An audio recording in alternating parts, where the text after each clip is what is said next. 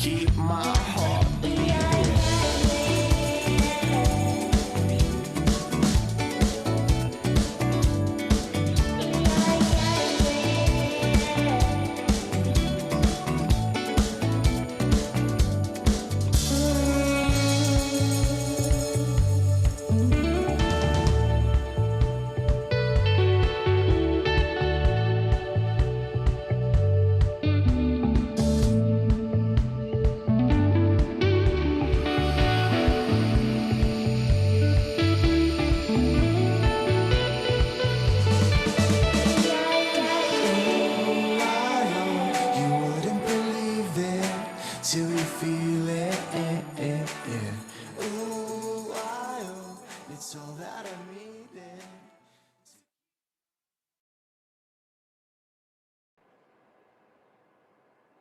Good morning, everyone. It's good to have your company as always, even if it still has to be via a computer screen. The format today will be very familiar. We'll start off with a little bit of housekeeping. We'll share some things with you that we think you need to know about what's going on at Ford. Then I'll do a brief review of how the funds have done through 2020 and obviously over the longer term. Bite-sized packages that we think you'll be able to use in communicating with your investors. Then I'll give you a 40,000-foot version of our big picture outlook, how we see the world, and a very brief summary of fund positioning going forward. As you know, things are never static at Ford. We have to be thinking about what to do today that's going to bear fruit in 3, 5, 10 plus years' time. That's just who we are. Then I'll hand you over to Nancy, who's been recently given portfolio management responsibilities on the Ford Equity Fund, where she joins Nick Balkin and Dave Ford as a multiple counselor portfolio manager. Rose amongst the thorns, I'm sure you'll agree. So it's neither a good news nor a bad news presentation today. The world has always been facing off some or other kind of crisis and its financial markets. So the greybeards and the grey hairs and the team like to keep reminding us there's huge value in having longevity in this business. And it's precisely why we try and stay fact-driven. So we study the data, we try to understand what the facts are today, and more importantly, form opinions on what we think the facts are going to be in the 5 years going forward. That's really what we try very hard at. And arguably, it's more difficult these days because there's just so much more noise. But you could also make an argument that sometimes that could make it easier if we can just stay focused on those age-old investing principles that we know work. And that's what we try very hard to do. So as always, please list your questions in the Q&A chat box as we go. We'll answer as many of them as we can when we get to the Q&A section towards the end. If they don't get answered, don't worry. The ones that we can't get to for time constraints, we will answer in written format post the event. So please fire away. That's why we're here today. So there you were on your December holiday, sitting on the beach with the cold beverage of your choice in hand. And just as things were starting to feel like they were returning to normal and couldn't get any wetter, they promptly did. So South Africa in 2020, I'm pretty sure I speak for most of us when I say it didn't really end the way that most of us were expecting. So we made the sulky trip home, looking forward to new beginnings in 2021 and a fresh start. And lo and behold, things suddenly got a whole lot weirder. So this is Jake Njeli. He's 32 years old from Phoenix, Arizona, occupying the speaker's desk in the US Senate. He's also known as the QAnon shaman or the Yellowstone wolf. Jake makes my life feel very boring, but that's probably okay because in this industry, as most of us should know by now, boring wins in the long run. So at Ford, we've also had some office rotations. And I have to apologize to Priv, JC, and Nancy. I'm certainly not comparing you to the Yellowstone wolf. You're all eminently qualified and experienced for the roles that you've taken on. And you certainly have a hell of a much better dress sense. So on a serious note, we've always talked about building a generational team at Ford. So it's very pleasing to share with you today some movements in the team, all very positive. It's done in a very boring Ford way. It's taken years and years, and we've done it in a way that ensures very little risk to the continuity of investor outcomes. So Pravashan is our new head of equity. Most of you will know Priv. You've seen him over the years at these sessions, most recently in the November one, I think the last one that we had, where he talked through some stock examples. Priv's been a very successful analyst, a good 10 years experience, been at Ford for almost as long, has covered most sectors and brings a real passion and discipline to the head of equity role. He's been doing it since July and is off to a flying start. So we look forward to a continued contribution from Pravashin. The Singapore team has also not been resting on its laurels. So JC Shui has been given portfolio management responsibilities on the Ford Global Equity Fund. So he's one of the multiple councillor managers along with Ishwath Hassan, Dave Ford and Brian Arcis. Most of you may remember JC from one of the sessions we did last year, focusing on the offshore side, talking very passionately about some of the stocks that he covered. He's very young, very bright, and extremely passionate about investing. And we look forward to many more years of contribution from JC. And last but not least, Nancy joins the portfolio manager lineup on the Ford Equity Fund. She's got more than 10 years experience as a very successful analyst, and we look forward to what she brings to the portfolio management team. I don't need to say much more about Nancy. You're going to hear from her in about 5 minutes time, and you can form your own opinions. Suffice to say that we're lucky to have her. It's been a very great fit. So I've got no intention to drone on about past performance. Performance is what it is. Suffice to say that the broad suite of Ford multi-asset funds has had a relatively strong run in absolute and relative terms in recent times. And importantly, the drivers of this performance have been the things that we were talking to you about 3 years ago. So you will recall that we made quite an early shift in the portfolios for what we saw was coming. Again, we're a forward-looking house. It didn't work for 2 years. We're always early because we think you have to be, but it's come through very strongly in the last year to 18 months in particular. And that's pleasing to see. The multi-asset funds are all comfortably ahead of inflation over the shorter and longer term periods, and of second importance to us, but it is important nonetheless, all ranking very well against their respective peer groups. Also just wanted to point out that Ford does actually have a domestic-only Regulation 28 balanced fund. We've had it for a number of years. It was created specifically as a pooled vehicle for the institutional market, where some of the multi-managers and pension fund consultants like to do their own thing on the offshore side. We do actually have a multi-decade track record running domestic-only Regulation 28 portfolios, and we are aware that parts of the DFM and fund of funds market are doing similar structures. So it's just to point out that it is out there, and we have a very strong track record there, and we do have that fund available. And we'll talk more to you about it in future sessions. We still strongly believe that a holistic global balanced mandate leads to far superior risk-adjusted outcomes. So we think that's the better option for investors, and some of that will come through when we talk to the performance drivers on Ford's own funds.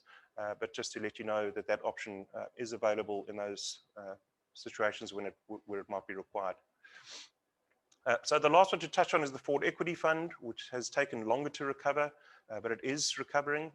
The reason is some of the performance headwinds we had in 2017-18 were concentrated in that area.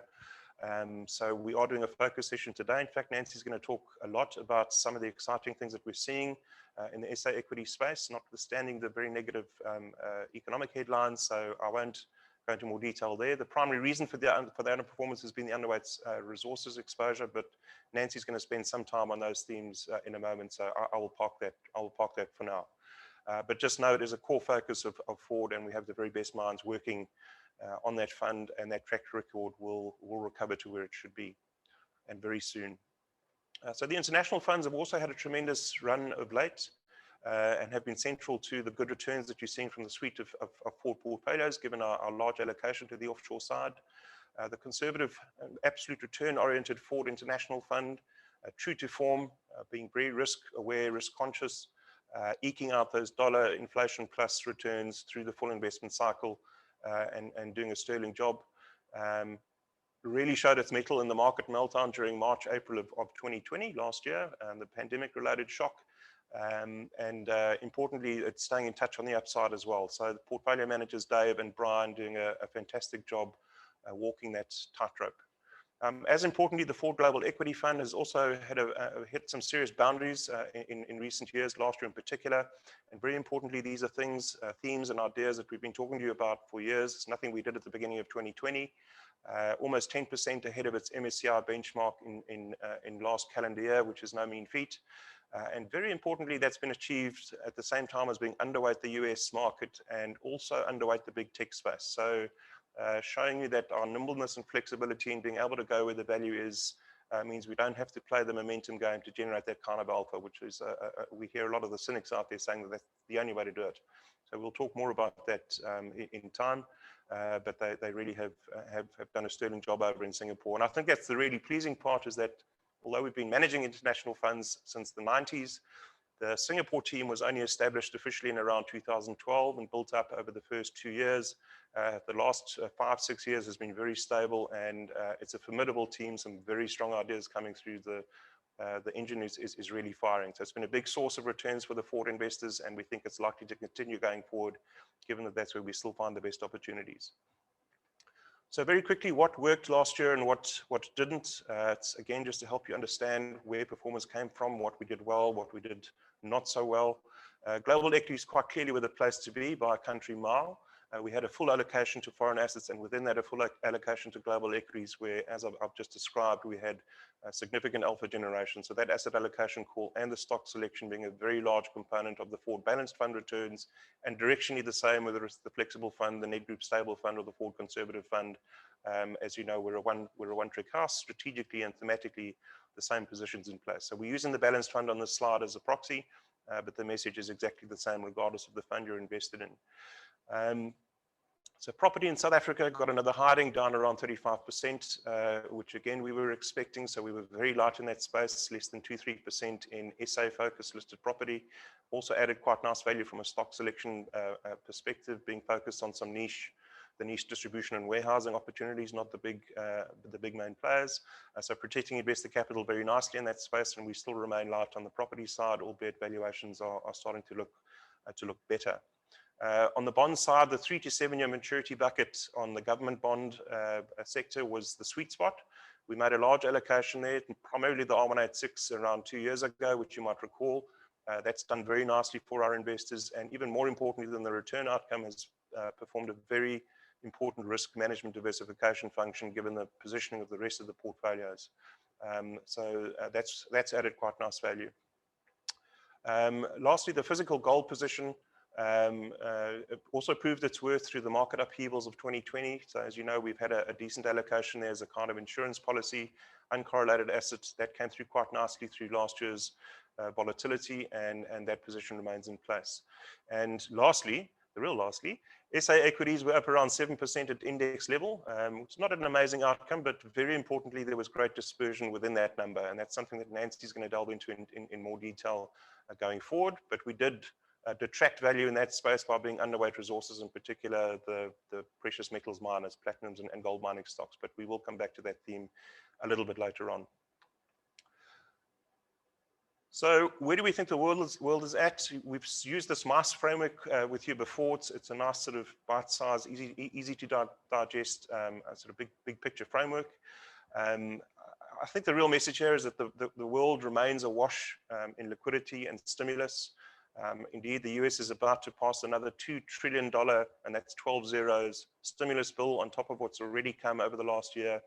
And in fact, an interesting stat is it's forecast that the budget support since the pandemic broke in the US is likely to reach around 20% the size of the GDP pre-COVID-19, to give you some sense of the scale of stimulus that has been poured into the system, and that's just the US alone. As we know, we've seen similar things across the rest of the world. Even South Africa, with its bare cupboard, is spending money that we actually don't have, reaching budget deficits that we haven't seen since the world wars. So that's a big theme that's going on out there, and it's a key one that we're watching in terms of how that washes out.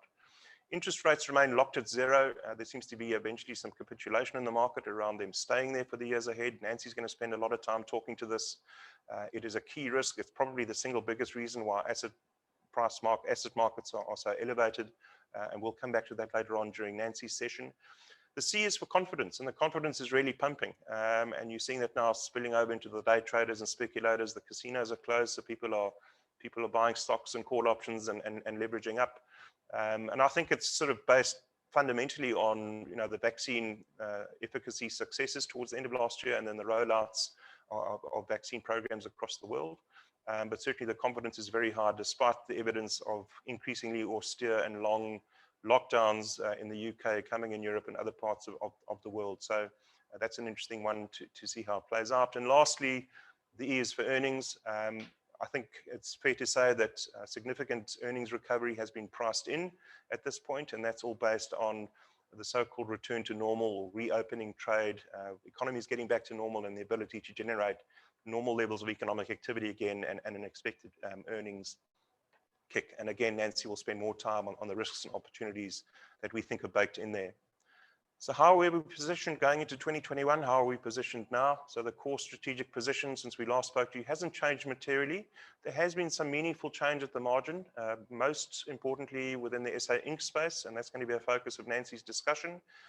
Through last year, we found some very nice opportunities, especially in that mid-cap space, which historically has been a very happy hunting ground for Forward on behalf of its investors. And Nancy's going to give you a lot more light on that going forward, and some very exciting opportunities that we see there. We still like the government bond opportunity, as I mentioned on the return slide. We still think the yields are relatively high, even though they have come down, especially given our benign inflation environment.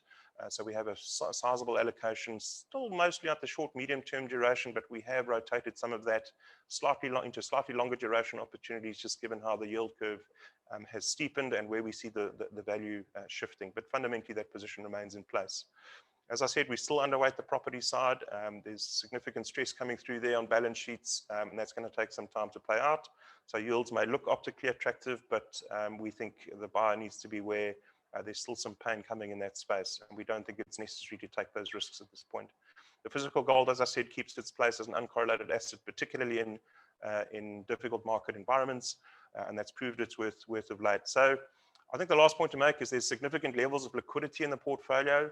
So that's important because we can be flexible and shift positioning as the opportunities present themselves.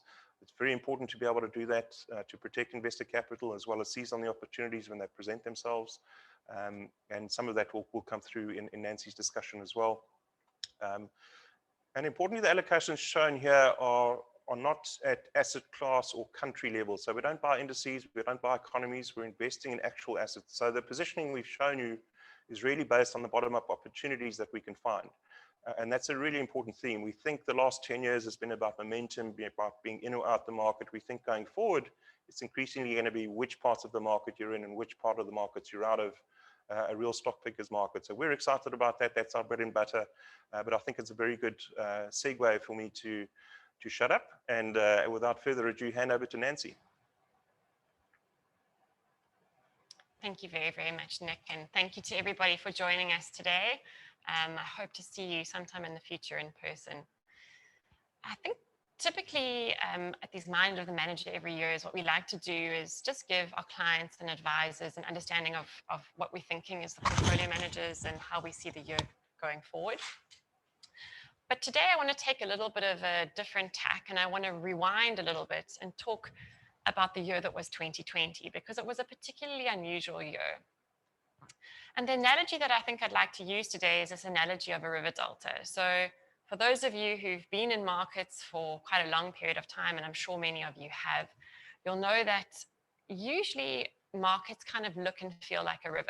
They have momentum and they have directionality, and typically we kind of bob along in this uptrending market over time, and then every few years you find that we hit a waterfall. But 2020 was a strange year in that it was much more like the river hitting a sandbank. And so what we saw was all these little rivulets spinning off in totally different directions. And so I think that analogy works very well from a macro level and even right down to the kind of micro level. And so what I want to do is I want to reverse, I want to take you starting at that macro level and just show you how this pattern replicated itself across the financial markets.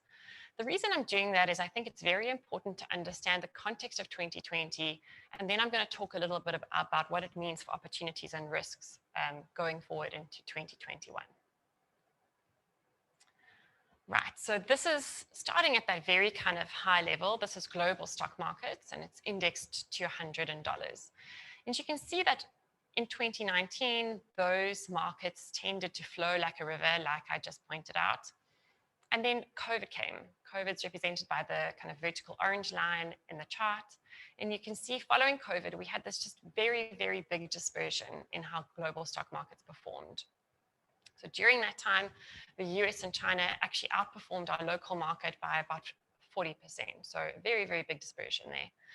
For our part, in our local multi-asset portfolios, we were at maximum offshore. So certainly, and as Nick just pointed out, our offshore allocation would have benefited our funds under the period. Right. This type of analogy works even at the currency level. So I'm going to show you a currency chart. This is kind of the major global currencies, and again, indexed to 100. And you can see that, you know, they kind of tended to trade range bound in 2019. And then in 2020, again, this very big bifurcation. So you didn't want to be in emerging market currencies. You particularly didn't want to be in the Turkish lira. I think, you know, people have been talking about US dollar weakness over the past year, but this chart really kind of puts that into perspective. And obviously the rand was no different. So our local currency took a lot of pressure post-COVID, although we have seen some recovery into the end of the financial year. Okay, I'm going to drill down to the next level because I think you can kind of see this type of illustration even at the economic level. So these are GDP prints, the global GDP prints, and you can see in 2019 we had very steady growth rates across global economies. China obviously growing much faster than many of those global economies. And then the pandemic hit. Unsurprisingly, we saw China first affected in that pandemic for obvious reasons, but they've had kind of a very, very low recession and actually have started to grow very quickly again. So their economy has recovered to beyond the levels that we were at in 2019 already. Not the case for some of the economies. So you might not know this, but actually the UK did worse than us in South Africa. They've had a really tough, hard, long lockdown. And they also have a lot of service type of industries in their economy, which has been really adversely affected by this pandemic. So the chart kind of represents a V-shaped recovery. I would warn that we don't have Q4 in there and we don't have Q1 of 2021 yet. I think most likely we're going to see a kind of double dip here as that second wave rolls through. Just in terms of how we were positioned, many of you will know that in our offshore equity portfolios, we were over-indexed to the Chinese market. So that also would have benefited our offshore equity performance in the period. All right, I'm going to come down to the kind of JSE level, and this is the JSE kind of divided into its individual constituents. So we've just represented here industrials, financials, and resources. You can see that in 2019, there wasn't a very big disparity in the performance of those indices, but COVID really put a spanner in those works. So industrials was sort of the least volatile performer of those three indices, but there was a 40% dispersion in how resources performed relative to financials. So resources really doing very, very well post that pandemic, but financials under a lot of pressure. So we were over-indexed to that industrials index. You would have found that our local equity portfolios would have taken that kind of mid of the road, but less volatile kind of performance during the period. Right, I'm going to kind of zoom in a little bit on the industrials index that we've just seen and speak a little bit about retail, because I've been covering retail at Ford for the last 6 years, and it's a great industry to cover because it really does give you a good feel for what's going on with the consumer. And what I'm showing you here is the different categories within retail. So these are Stats SA, this is Stats SA data, and it will just show you what people are typically spending their money on. And I can tell you that we very seldom see very big differences between these type of categories. So retail sales in South Africa tend to track along with kind of nominal GDP. And typically the type of categories hold their share. So you'll see that in 2019, all of these different categories were growing at similar rates. Not so post-COVID for obvious reasons. You guys will know that under level 5 lockdown, a lot of these discretionary categories were not allowed to open, and so effectively they fell to zero. And during that period, actually, the supermarkets and the pharmacies really benefited because they were the only retailers that were open, essentially. But even as the economy has opened and other retail categories were allowed to open, we've still seen very, very good performance from food as people stay at home to eat. And also we've seen very good performance from pharmacy for obvious reasons. We're obviously in the midst of a health crisis. And then one of the categories that has really struggled has been clothing. I mean, as you guys will have noticed, not too many people are dressing up for Zoom meetings these days, with the exception of Nick and me, of course. But but yeah, very, very tough time for the clothing retailers, even though we have seen some recovery from those level 5 levels, still really below where they were in 2019. And then kind of surprisingly, but actually if you think about it, potentially obvious, we've seen some very, very good numbers from these discretionary categories, which are furniture and hardware. So, you know, as people are not spending money traveling, they're not spending money on going to restaurants, what these retailers have really benefited from is that redirected spending to the place that we're all spending most of our time, which is our homes. So very, very strong growth rate suddenly coming from furniture and DIY retailers. Right, I don't want to belabor the point too much, but I thought I would drill in, as I mentioned, clothing retailers have had a pretty tough time of it. But, you know, this bifurcation theme kind of goes within this industry as well. So within that, we've actually had some companies that have performed very well. So these are the different listed clothing retailers, and the line chart is effectively retail sales. So you can see that, as I mentioned earlier, retail sales has been under pressure, but within that, we've had Pep and Ackermans actually performing extremely well during the period. So they've actually grown their sales strongly. The reason for that is probably threefold. So Pep is certainly benefiting from increased social grants at the moment. That would definitely benefit their customer base more than the other retailers. They certainly sit at a very low price point. So they'll also benefit from many of the consumers shopping down under the period that might be under pressure. And thirdly, they typically have stores that are not in big regional malls, and so they wouldn't be as hurt by the lower footfalls that we're seeing in big shopping centers as people try and avoid infection. So interesting, Mr. Price as well has also performed pretty well during the period, also in that value category. TFG has had quite a kind of mixed performance over the period, but is gaining some nice recent traction. And then Woolies and Truworths really, really struggling. They are the premium retailers in the segment. And as I mentioned, people are just really not wanting to spend very much money on clothing in the current environment. So I think that kind of demonstrates some of the, this kind of bifurcation that we've seen just from a very macro level right down to a very micro level. We can go to the next slide.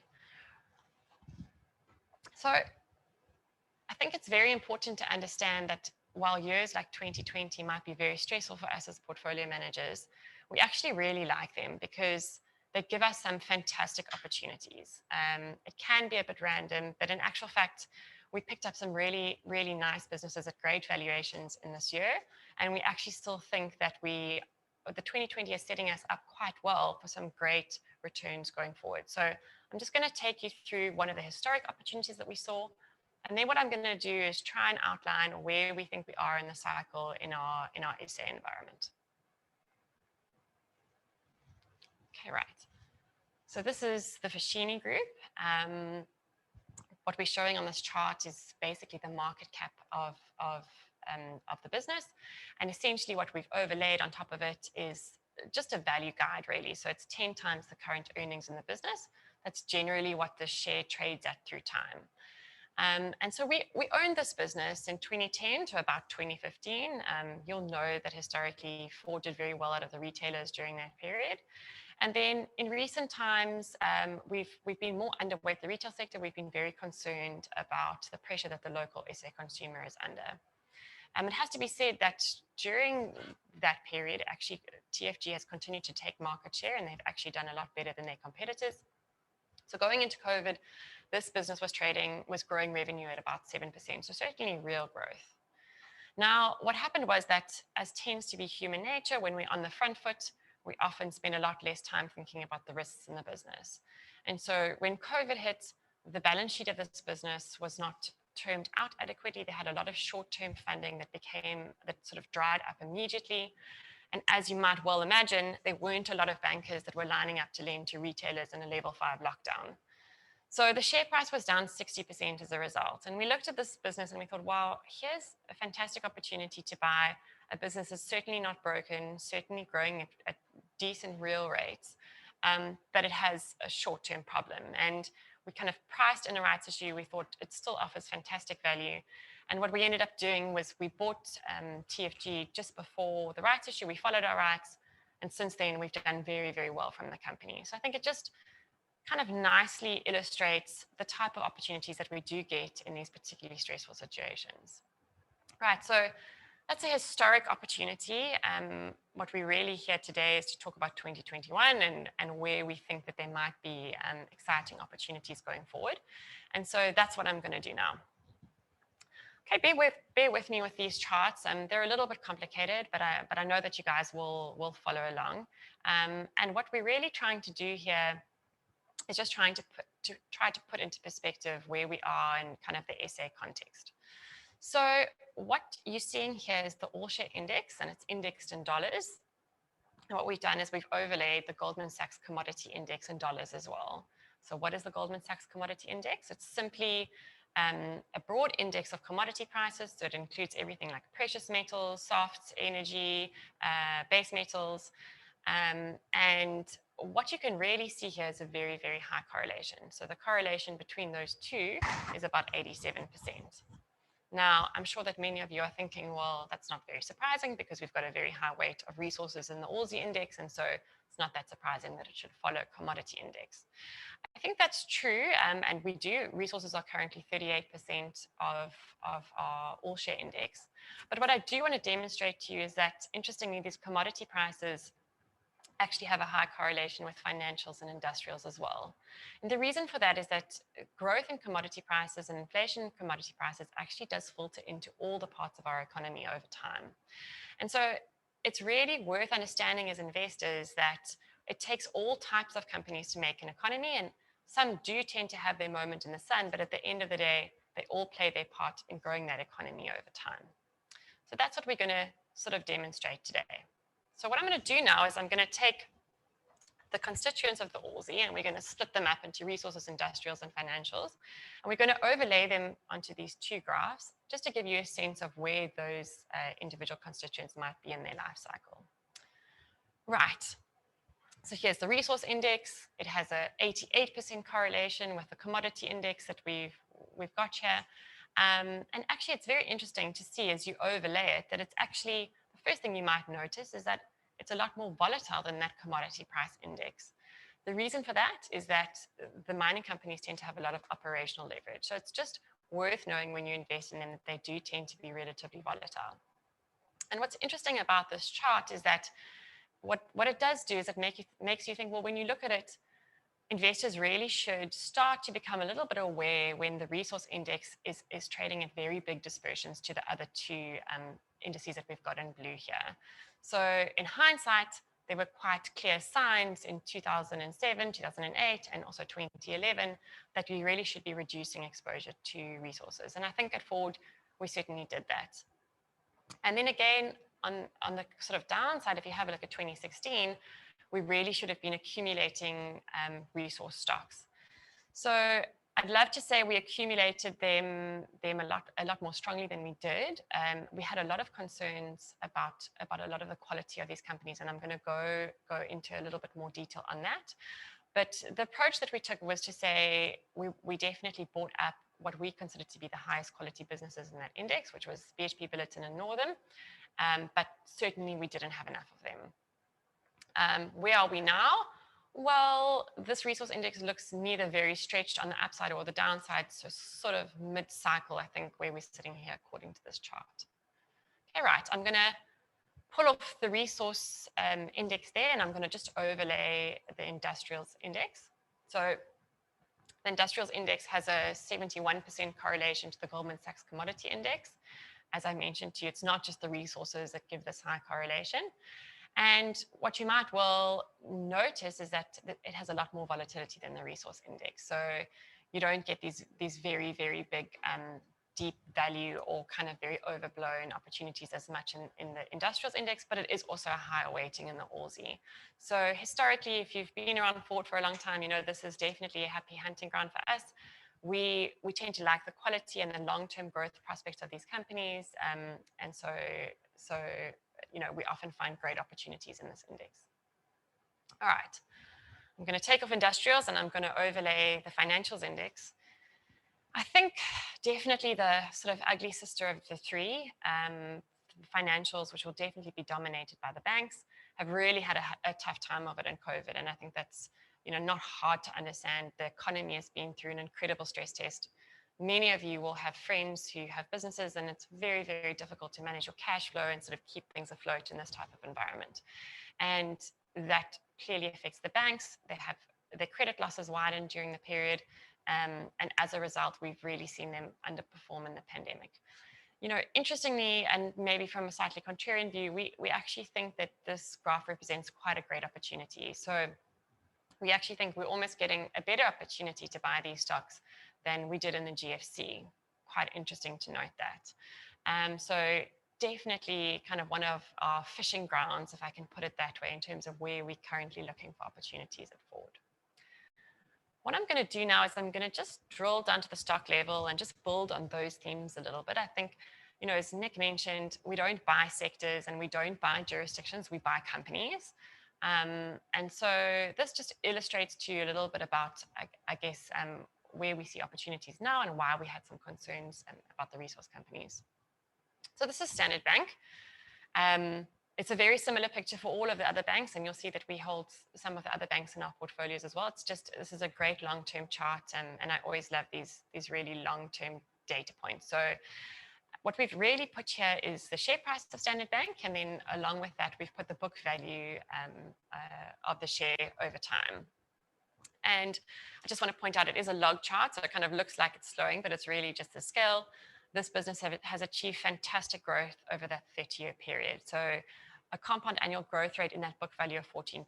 These are the kind of businesses that we love to buy at Ford, steady long-term compounders. The other thing that I want to point out about this chart is that if you have a look at the book value, that this business has actually never written down its book value. So it's never had a negative year in terms of its book value.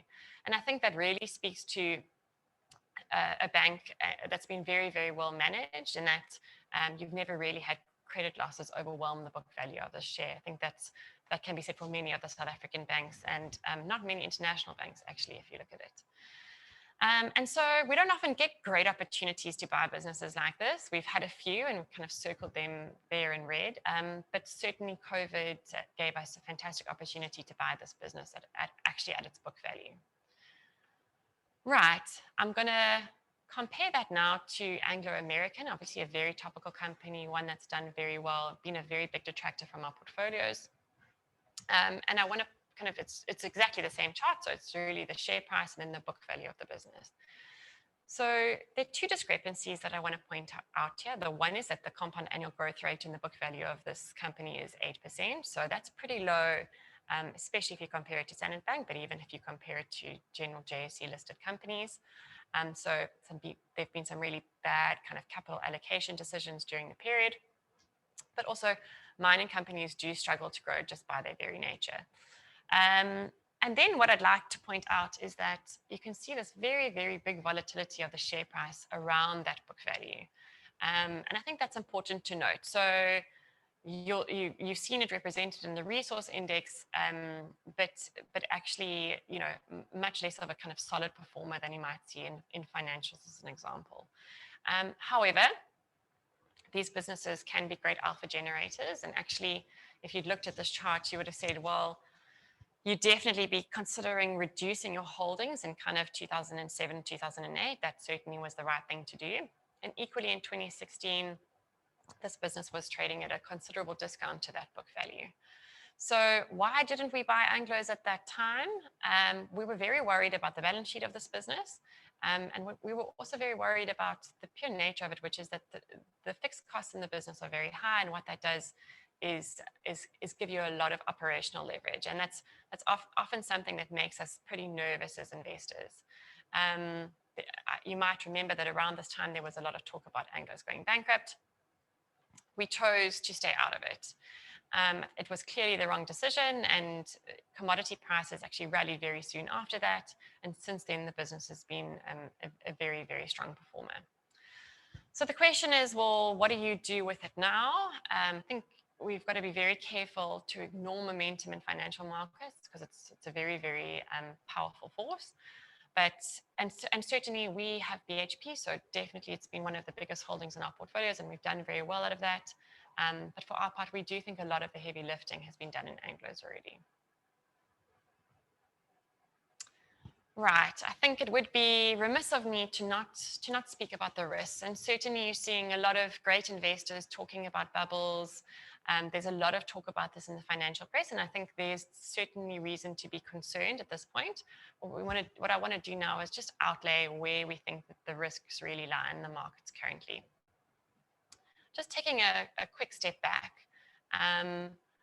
You know, the way we kind of look at equity valuations is we say, well, there's two very important drivers of equity valuations. The first is growth, and the second is the discount rate. And what drives the discount rate? Well, bond yields are really a key input into that. So when we're talking about interest rates, we're talking about it from a multi-asset perspective, but also just in terms of the effect that it has on equity markets. And I'm going to demonstrate that now in a little bit more detail. But what this chart really shows is the Fed funds rate, and then which is the black line, and then the yellow lines are what market participants expect that Fed funds line to do over time. And we've been at these very low interest rates before, but the differential now is that market participants no longer think that those interest rates are going to rise. So the Fed has really won this battle, and we now get these very, very anchored low interest rates. And the question is, well, why is that important? Well, as I mentioned, that's really driving equity valuations. So just to go to the next chart, what this is really is the real yield on inflation-linked bonds in the US, and next to that, we've plotted the earnings yield of the US market. And you can see a very high correlation here. So what this really speaks to is that investors are really driven to desperation. If you've locked in a negative real return on your bonds, you start becoming a lot less sensitive about what you pay for equity markets. So these very low yields are driving a lot of liquidity into the equity markets. And as a result, we're seeing very, very high valuations. All right, how does that compare to the rest of the world? So just to go to the next chart, what this really is going to show you is the forward PEs of these global stock markets. So we've got in here, the blue line is the US market, Europe is the gray line, and then EM markets in red. And the first thing you'll notice from this chart is that these US markets are sitting almost where we were in 1999. So very concerning, very worrying stuff.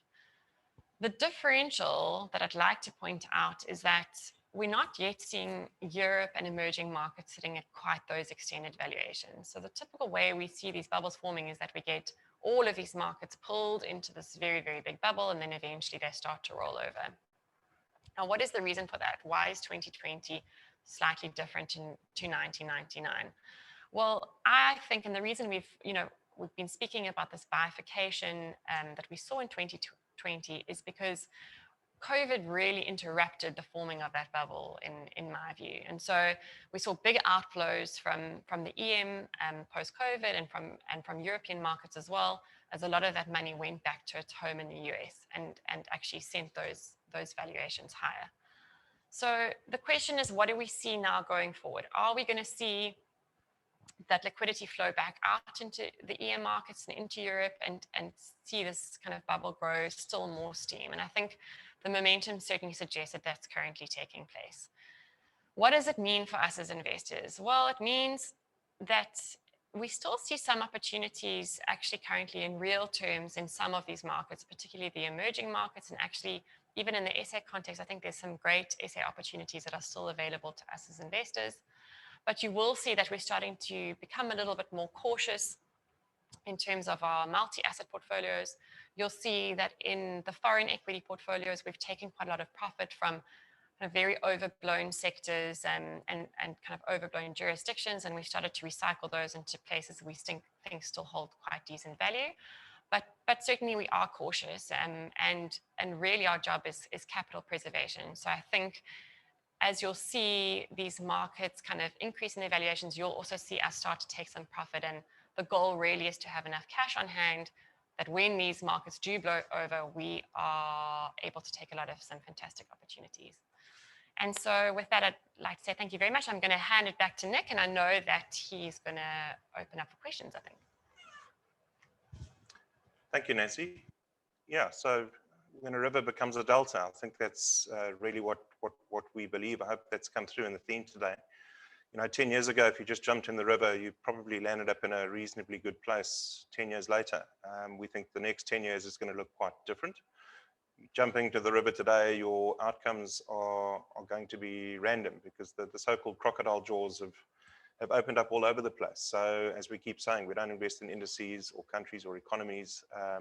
You've got to try to find those parts of the market that undoubtedly are in bubble territory. There's a lot of debate about that at the moment, and make sure you avoid them. And as importantly, find those parts of the market that undoubtedly are not in bubble territory and represent good value. And increasingly that dispersion has opened up, and some of the themes and ideas Nancy's talked to hopefully demonstrate that. So we do think we're in a stock pickers market. It's not about being in or out, it's about what you're in and what you're not in across the asset classes. So that is the new world as we see it going forward. So I think we'll open up to questions from that point. Nancy, the first question is for you, and that's quite a simple one, and I know it's one the team's been talking a lot about, is higher inflation in the future?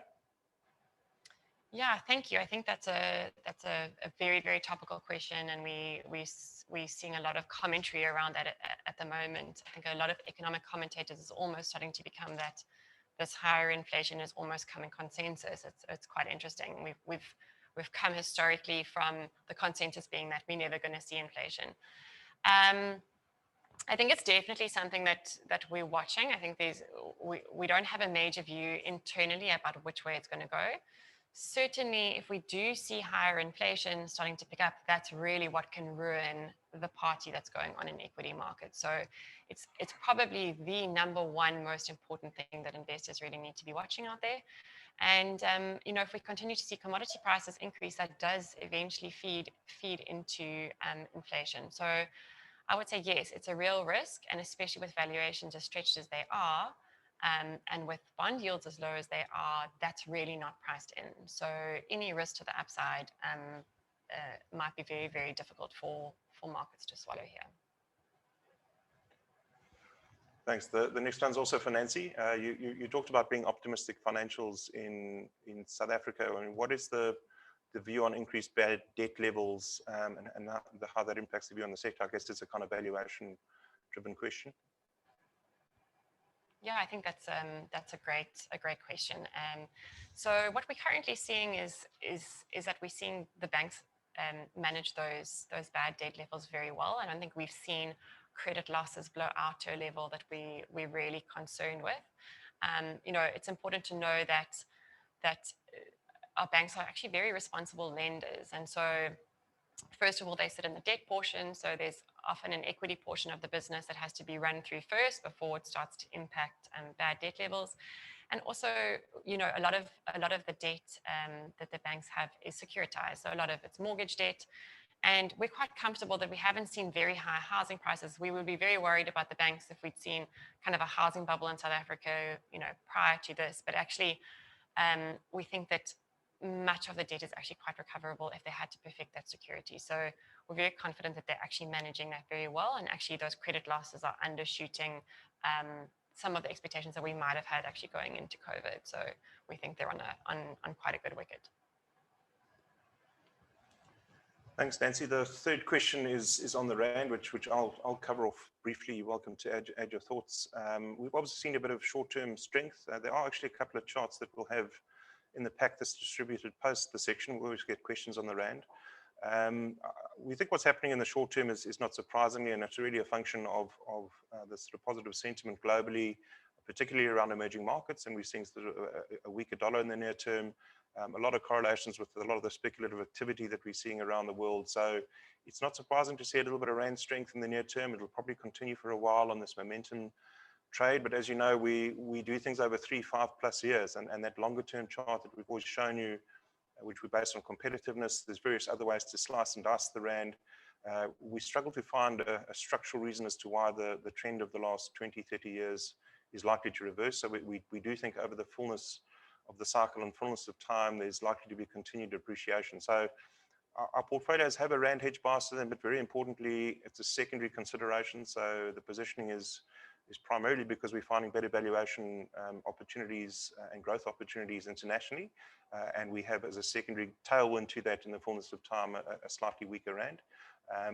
But again, the currency never moves in a straight line, so it hasn't been surprising to see it strengthen a little bit of late. Right, the fourth question is one for Nancy again, and that's just the view on the SA hospital companies.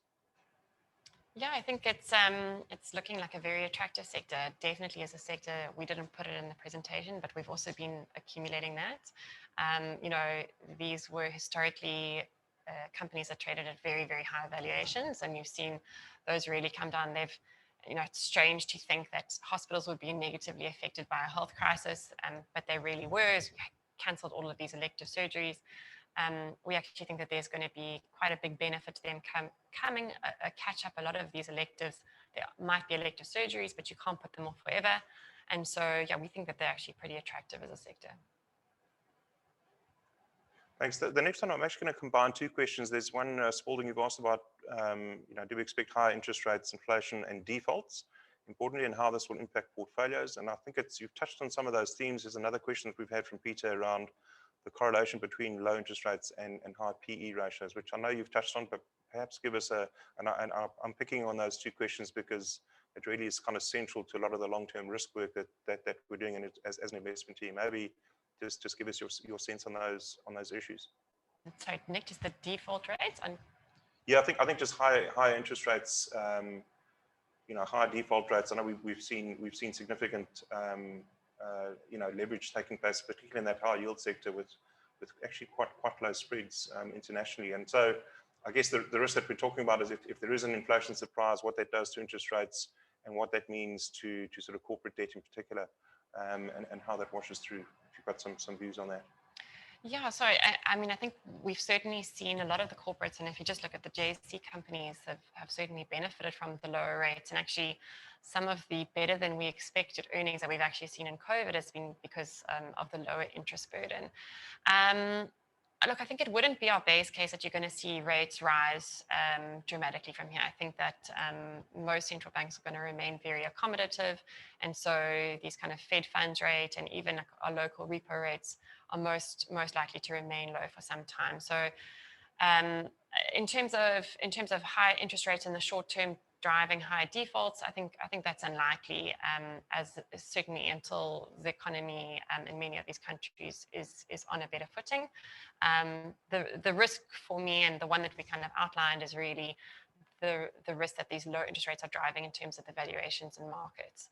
But that's more an investor, so that would be more my concern as the investor rather than on the earnings level. It's more the discount rate that we should be worried about.